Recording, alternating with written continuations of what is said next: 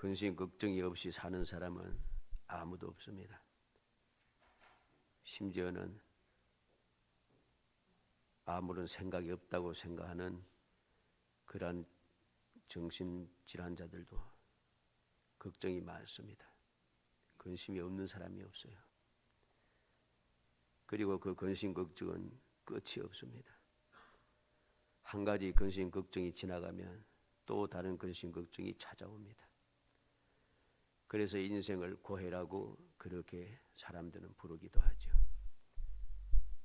그리고 근심 걱정을 한다고 해서 문제가 해결되는 것이 아닌 줄을 알면서도 우리는 끊임없이 근심 걱정을 하기 마련입니다. 근심 걱정을 안 할 수가 없다는 거죠. 자녀를 위한 근심, 배우자에 대한 근심, 가정사에 대한 근심, 직장에 대한 근심, 사업에 대한 근심, 부모 형제에 대한 근심, 친구, 친척, 이웃, 끊임없이 근심 걱정거리들이 한도 끝도 없습니다. 심지어 어떤 사람들은 내 근심 걱정도 한도 끝도 없는데 그 근심 걱정을 사서 하는 경우도 있습니다. 남의 걱정까지 떠맡아서 하는 사람이 또 많다는 거죠. 희한하게 근심 걱정을 스스로 걸머쥐고 찾아서 그렇게 살아간다는 거죠. 이게 사람들이 어리석음의 한 모습이라 할 수 있습니다. 이러한 일들은 우리가 알듯이 믿음의 사람들도 이러한 근심 걱정에서 떠나지 못하는 경우가 많습니다. 믿음이 좋다라고 하는 사람들도 근심 걱정을 버리지 못하고 살아가는 경우가 많다는 거죠. 나 자신의 약함을 잘 근심하고 믿음이 부족함을 근심하고 이러한 근심 걱정을 끊임없이 하는데 이 근심 걱정은 신앙생활에 유익하지 않습니다. 오히려 해를 끼친다는 거죠.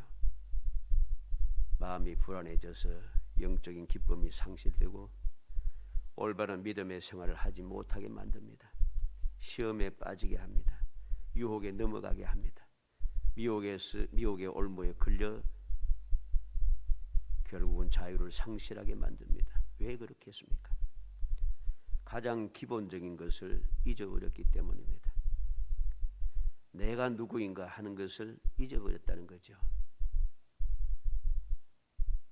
기본은 아주 중요한 것입니다. 기본이 흔들려서 사라지면은 그 다음에 그 외에 있던 것은 다 쓸데없어져요. 왜 우리가 이런 일을 하는가? 기본이 무엇입니까? 우리 믿음의 사람에서 기본이 무엇이에요? 우리의 기본은 믿음입니다. 무슨 믿음입니까? 하나님께서 내게 주신 선물인 믿음입니다.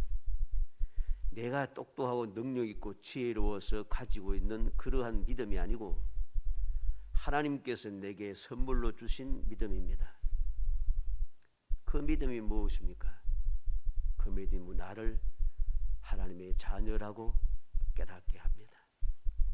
그 믿음이 하나님이 나를 얼마나 사랑하는지 알게 합니다. 그 믿음이 예수께서 내 죄를 사하기 위해서 이 땅에 오셔서 십자가에 돌아가셨다는 사실을 알게 합니다.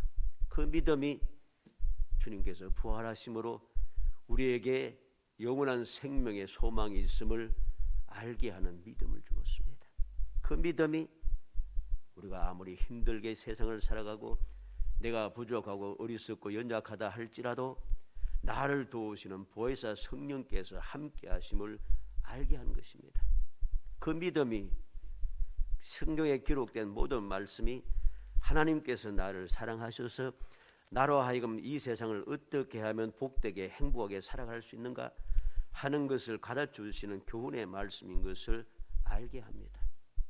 그 믿음이 항상 이 사실을 깨닫고 행복하게 모든 근심 걱정을 떨쳐내고 앞서가신 주님만 바라보며 담대하게 세상을 이기게 합니다. 그 믿음이 우리의 삶을 항상 담대하게 만들어준 것이죠.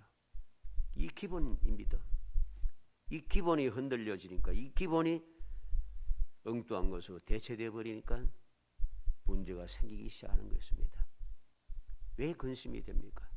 왜 걱정이 생깁니까? 왜 두려워집니까? 왜 불행합니까? 왜 행복하지 못합니까? 믿음이 없기 때문이죠. 물론 사람들은 다 연약하여서 근심이 없을 수도 없습니다. 두려움이 생길 수도 있습니다. 그러나 그것이 끊임없이 이어져서는 안 됩니다. 내 신앙생활이 흔들릴 정도로, 내 신앙생활 그 행복한 생활이 사라질 정도로, 시험에 빠져서 허우적거릴 정도로 만들어서는 안 된다는 것입니다. 연약한 인생이기 때문에 내가 흔들릴 수도 있고 시험에 빠질 수도 있고 올무에 걸릴 수도 있겠지만은, 그러나 믿음이 오히려 그 모든 것에서 벗어나게 해준다는 것입니다. 이 믿음이 있기 때문에 험악한 세상을 살아가면서도 두려워하지 않고 살아갈 수 있게 하는 거죠. 소망 중에 절구하며 살아갈 수 있고, 여러 가지 힘들고 지친 일들이 끊임없이 반복되어 일어나도 인내할 수 있게 하는 것입니다. 우리는 명심해야겠습니다. 항상 기본을 잊어버려서는 안 됩니다. 하나님께서 내게 선물로 주신 그 믿음, 이것이 가장 소중합니다. 내가 가진 믿음이 아닌 것입니다. 사람들이 말하는 그 믿음이 아닌 것입니다. 내가 능력이 있어서 이것저것 똑똑하고 지혜로워서 이것저것 따져보고서 이성적으로 이것을 믿을 수 있다 하는 그 믿음이 아닙니다. 그런 믿음은 쓸데없습니다. 우리가 이모저모 이성적으로 따져서 이렇게 믿음이라 생각하게 되면 나중에 미처 생각하지 못했던, 내가 지식적으로 이성적으로 깨닫지 못했던 다른 지식이 생기면은 이제까지 믿었다고 한 믿음이라는 것이 사라진 것이죠. 그렇기 때문에 우리의 믿음은 인간적이고 세상적인 믿음이 아니라 하나님께서 내게 주신 믿음, 이게 가장 중요함을 알아야 됩니다. 이 믿음이 생길 때에 나는 하나님의 자녀인 것을 알게 되고, 하나님의 자녀가 되었으니 아버지 되신 하나님께서 나를 버리지 아니하신다, 내가 잘못되도록 하지 않으신다, 나에게 바른 길로 인도하신다, 나를 복되게 하신다, 나를 승리하게 하시고 나를 영원한 복을 누리게 하신다 라고 하는 믿음이 가지게 되니까 모든 근심 걱정은 사라지는 것이죠. 우리가 살고 있는 지금 이 세대, 지금처럼 어떤 사람이 말한 대로 기독교가 양적으로 팽창하였을 때가 없습니다. 지금만큼 십자가 많이 서 있을 때도 없었습니다. 더 놀라운 것은 지금처럼 기독교가 힘을 잃고 욕을 먹은 적도 없습니다. 그리고 성도가 믿음에 자신이 없어지고 신분에 자신이 없어지고, 다시 말해서 모두가 다 근심하고 두려워하는 사람이 된 적도 없습니다. 왜 이러한 문제가 생겼습니까?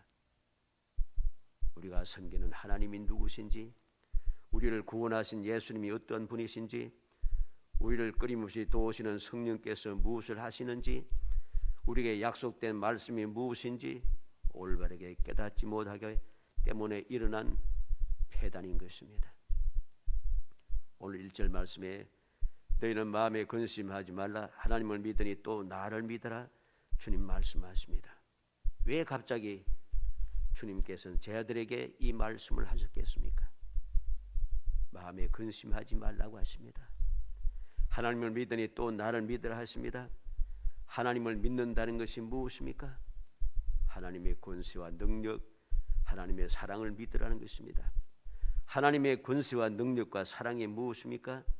믿는 자들에게 하나님의 자녀가 되게 하는 권세를 주신, 독생자를 이 땅에 보내주신 바로 그 능력, 그 사랑인 것입니다. 예수님께서 말씀하십니다. 또 나를 믿으라 하십니다. 예수님께서 나를 믿으라 하시는 것이 믿음이 무엇입니까? 예수님의 인도하심과 보호하심을 믿으라는 것입니다. 주님께서 이 땅에 왜 오셨습니까? 우리를 구원의 길로 인도하시기 위해서입니다. 우리를 천국에 이르기까지 보호하시기 위해서입니다. 바로 주님의 인도하심과 보호하심의 그 은총을 누리게 하기 위해서 주님께서는 근심하지 말고 나를 믿으라고 말씀하시는 것이죠. 그리고 왜 이러한 말씀을 또 하셨습니까? 주님을 따르던 제 아들에게도 근심 걱정이 생겼기 때문입니다. 주님께서 함께 하시는데도 근심에서 벗어날 수가 없습니다. 그 근심의 내용 우리는 13장에서 봅니다. 13장의 말씀 보면 예수님께서 제 아들에게 몇 가지 말씀을 하시는데 그 말씀이 제 아들의 마음에 근심이 되겠다는 것이죠.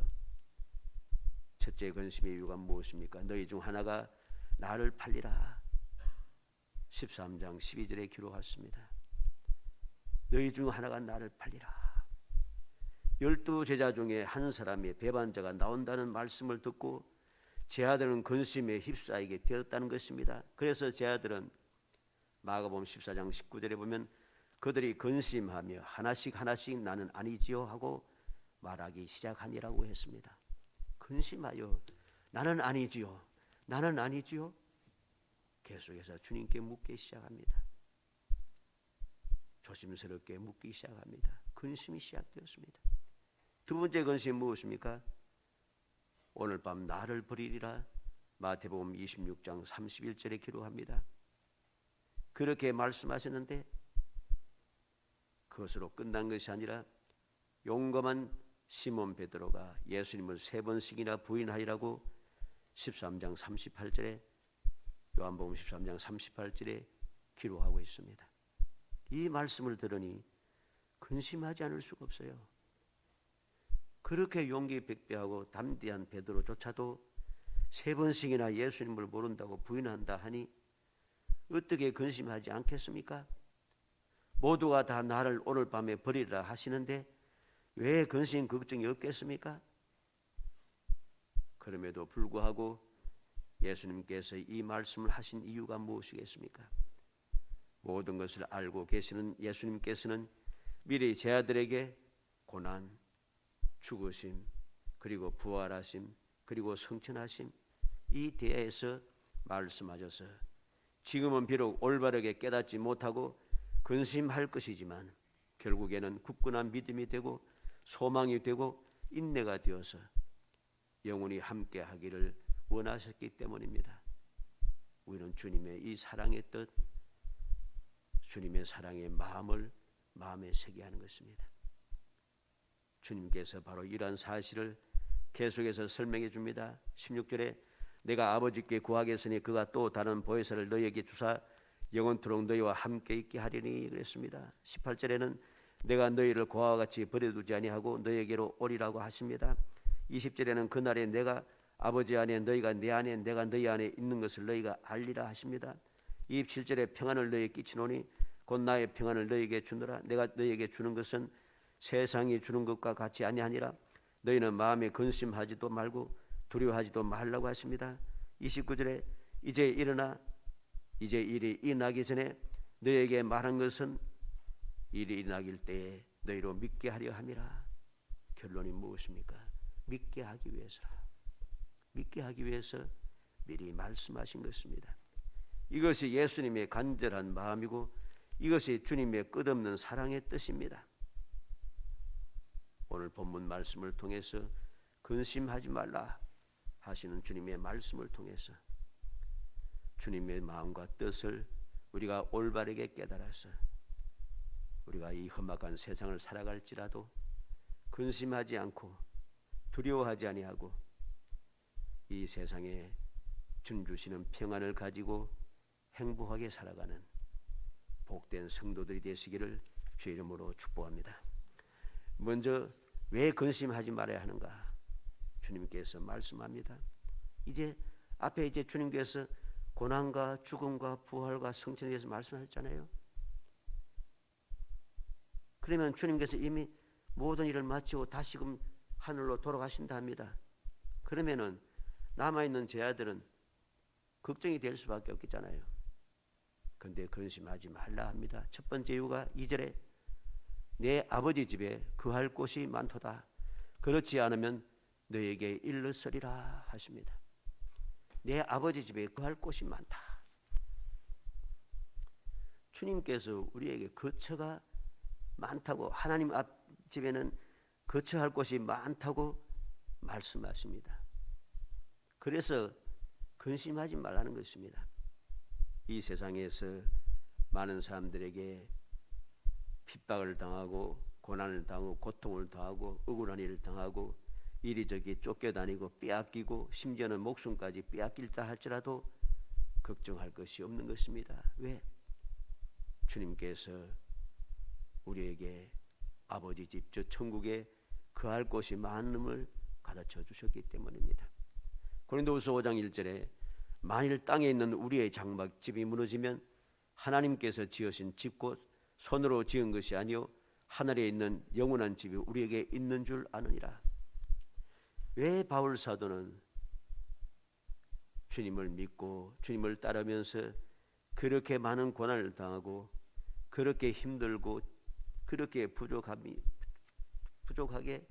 핍절하게 살아가면서 끊임없이 손으로 장막을 만들면서 그렇게 살아가는 이유가 무엇입니까? 이 장막집이 무너져도 하나님께서 지어주신 집고 손으로 지은 것이 아니고 하늘에 있는 영원한 집이 있는 줄을 믿기 때문입니다. 영원한 거처가 있어요. 그것이 있기 때문에 그는 두려워하지 않고 근심 걱정하지 않고 끝까지 믿음을 지키고 주님 맡겨주신 사명을 죽도록 충성하며 감당할 수 있었던 것이죠. 베드로후서 3장 13절에 우리는 그의 약속대로 의가 있는 곳은 새하늘과 새 땅을 바라보도다. 베드로 사도는 이 세상을 떠나기 전에 주님의 약속하신 새하늘과 새 땅을 바라보고 있습니다. 사람들이 보기에는 빈털터리가 되어 이리저리 쫓겨다니는 그러한 사람들 같지만은 베드로 사도는 새하늘과 새 땅을 보고 있습니다. 새하늘과 새 땅은 아무런 그 어려움이 없는 곳입니다.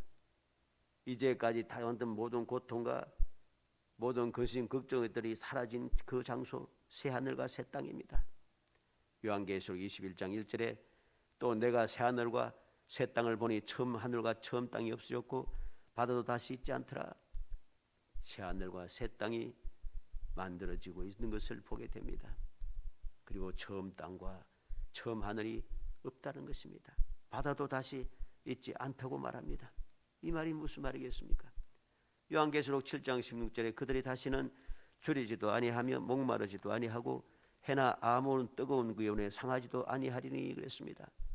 계시록 21장 4절에 모든 눈물을 그 눈에서 닦아주시니 다시는 사망이 없고 애통하는 것이나 곡하는 것이나 아픈 것이 다시 있지 아니하리니 처음 것들이 다 지나갔습니다. 우리가 이 세상에서 우리를 힘들게 하던 모든 근심 걱정거리들이 나를 두렵게 하던 모든 문제들이 다 사라졌다는 것입니다. 다 사라진 바로 그 아버지 집이 있다는 것이죠. 그 아버지 집에 내가 거할 곳이 충분하게 있다는 것입니다. 그래서 주님께서는 앞으로 당하는 모든 환난과 고통이 있을 것이지만은 두려워하지 말라고 하십니다. 하나님을 믿고 또 주님을 믿으라고 하시는 것입니다. 두 번째로 왜 두려워하지 말라 하시는가? 거처를 예비하시기 때문입니다.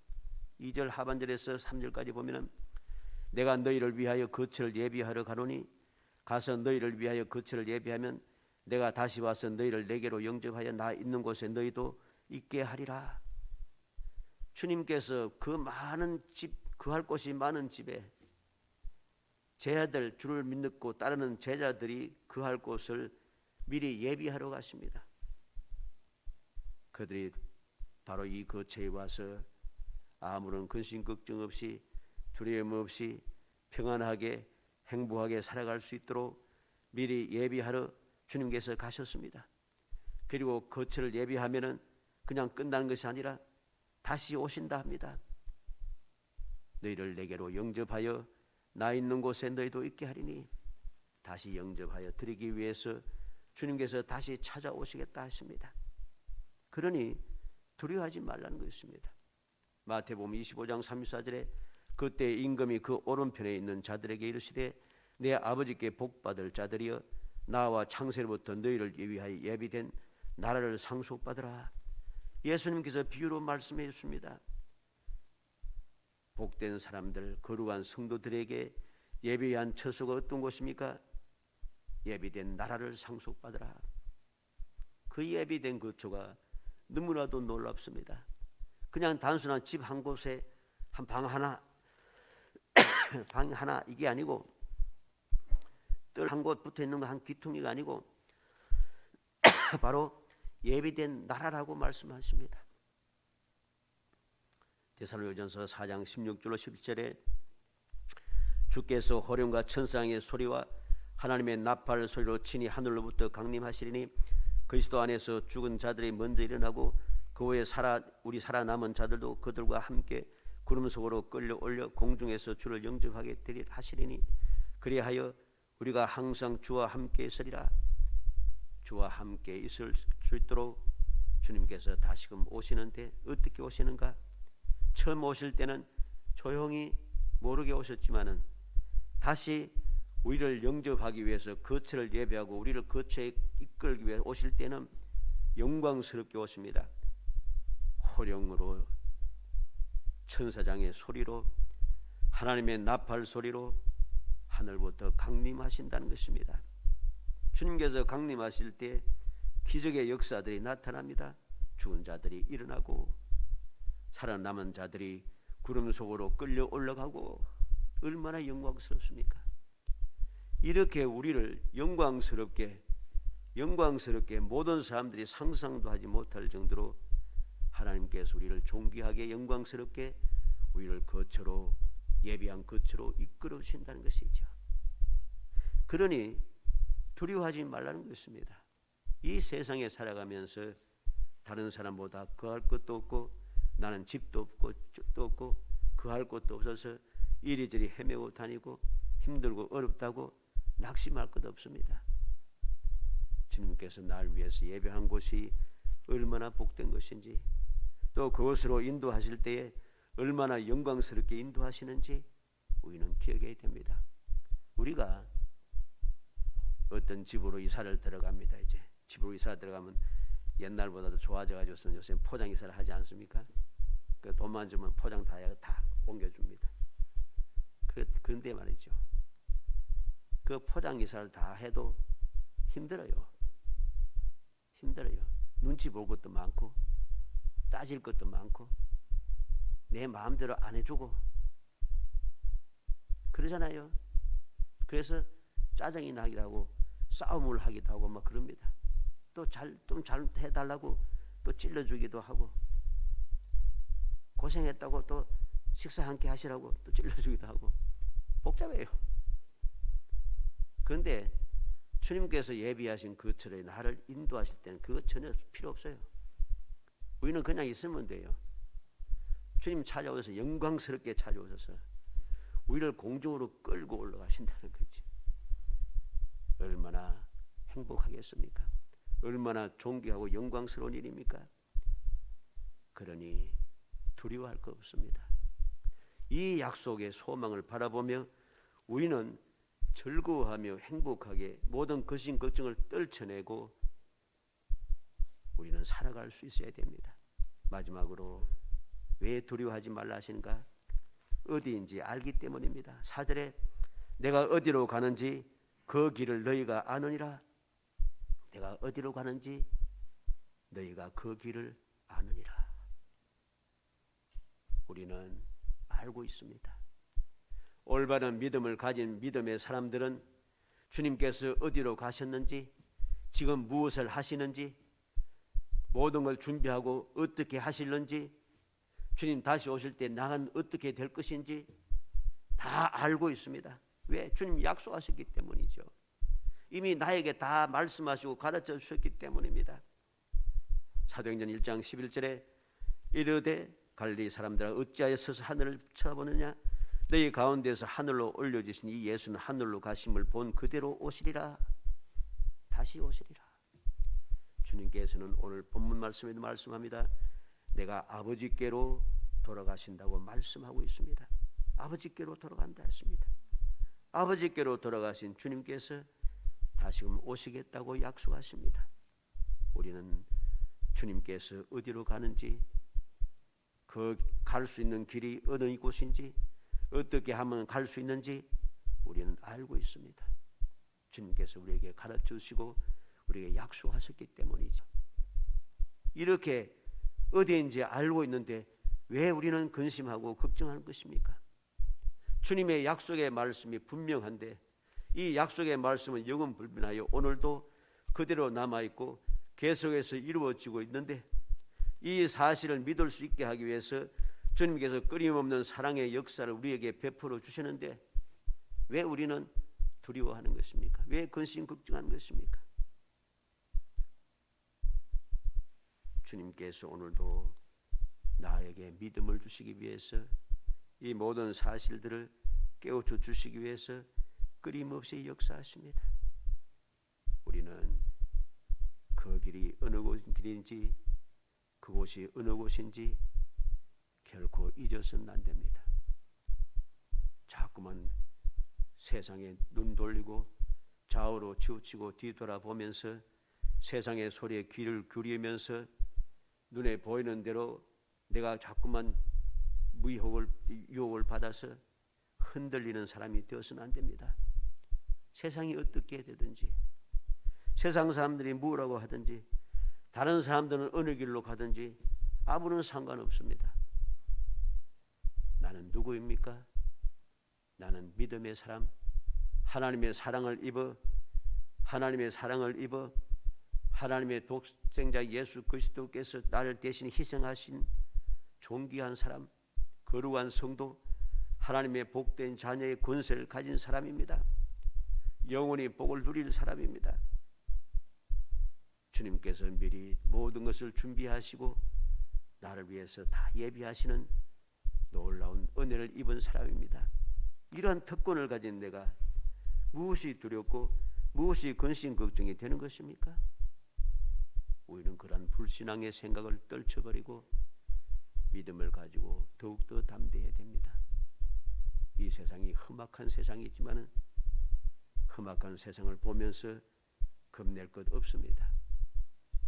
그런 험악한 세상에서도 하나님께서는 약속하신 대로 안전하게 보호해 주실 것이기 때문입니다.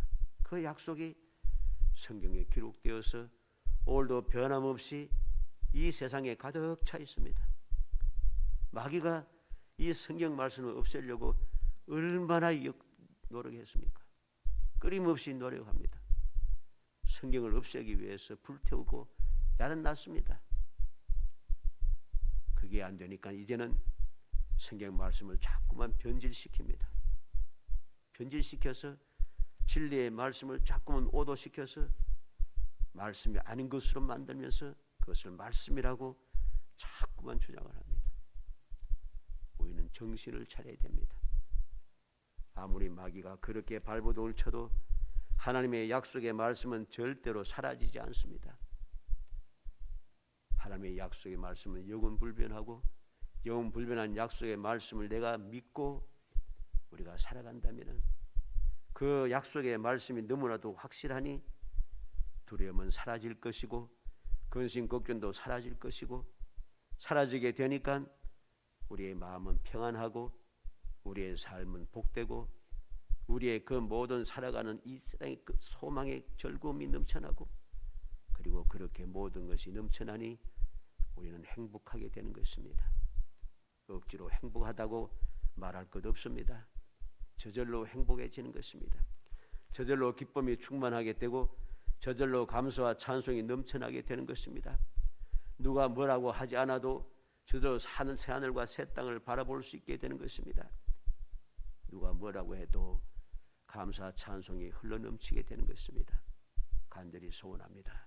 우리 모든 성도들이 세상을 보고 세상의 소리에 귀 기울이고 다른 사람들 바라보면서 근심 걱정하는 사람이 아니라 믿음의 주 온전케 하신 예수 그리스도를 바라보고 하나님께서 우리에게 약속하신 이 약속의 말씀을 날마다 묵상하면서 이 말씀을 올바르게 깨닫고 때를 따라 돕는 은혜를 얻기 위하여 끊임없이 기도하고